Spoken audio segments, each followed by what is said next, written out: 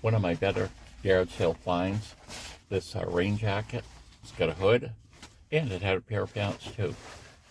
Now, hypothermia is a medical condition where your body gets down to the core temperature of your body goes down to 95. Normal temperature is 98.6.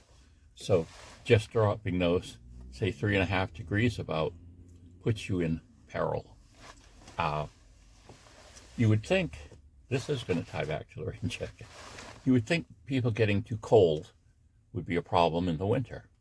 But as far as deaths go, it isn't as much as the weather like we're having today. It's really rainy. The rain is cold. Tonight the temperature is going to dip. But back when you get down into the 50s or the low 50s, you can start experiencing hypothermia. And like I say, winter is dry, usually. And, the spring at other times are wet. So the idea is once you get wet, your clothes get wet or whatever, you radiate heat much, much quicker. It's like all the insulation factor of your clothes is basically gone once you get them wet. Now, it is true that wool still insulates quite a bit when it's wet. And that's why a lot of times you'll see people, with wool jackets and different things like that. But so it's critically important in these temperatures where it is like 50 degrees or can drop down to 50 degrees is that you remain dry. So a lot of people have, hiking and things, a lot of those people would think ahead and bring something like a poncho. I guess I don't have it up front with me here, but you can get these disposable ponchos that are, they're just really thin plastic. But again, all I have to do is keep you dry. You could also use a space blanket, and that would help keep you dry to some degree.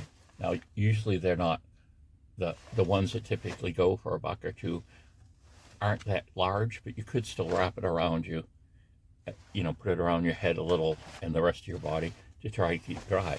Because, like I say, you hit that 50 degree or low 50 degree mark, you're wet, you can't get, you can't get dry, usually, in a situation like that.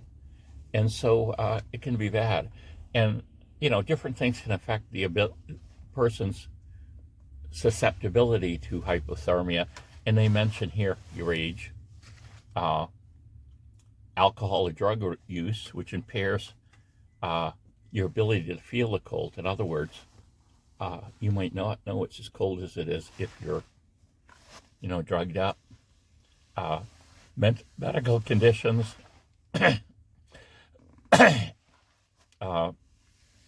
such as diabetes, thyroid problems, or low blood sugar, certain medications such as sedatives, opioids, or antipsychotics, and mental health problems such as dementia and intellectual impairment. In other words, I think a lot of those just go to the fact that you don't realize what's going on with your body. You just kind of detach from it in some way, and you're not noticing how bad you're getting. Now, the problem becomes getting out of it. Normally if someone's hypothermic and you would call 911 and get something. But the first thing you could do is move the person to a warm area and, get the wet clothing off, change the clothing. That way you can, the body can still start retaining its heat. And they have really advanced the scenario on how to care for people with hypothermia. I know in areas where there's a lot of it, sometimes they'll have, the rescue crews will have this, it kind of looks like a sleeping bag with hoses or something, but basically they put a person in this, they'd attach a mask to their face, and then actually warm them up from their air, the air going into the lungs. So that way they're warming up the center, and it then goes out to the other areas of the body. But it's in this kind of, you know, it almost looks like one of those mummy bags, sleeping type bags, except for, like I say, the mask and things like that. And that supposedly is one of the best ways to recover from hypothermia. But of course, the best way is not to get it in the first place.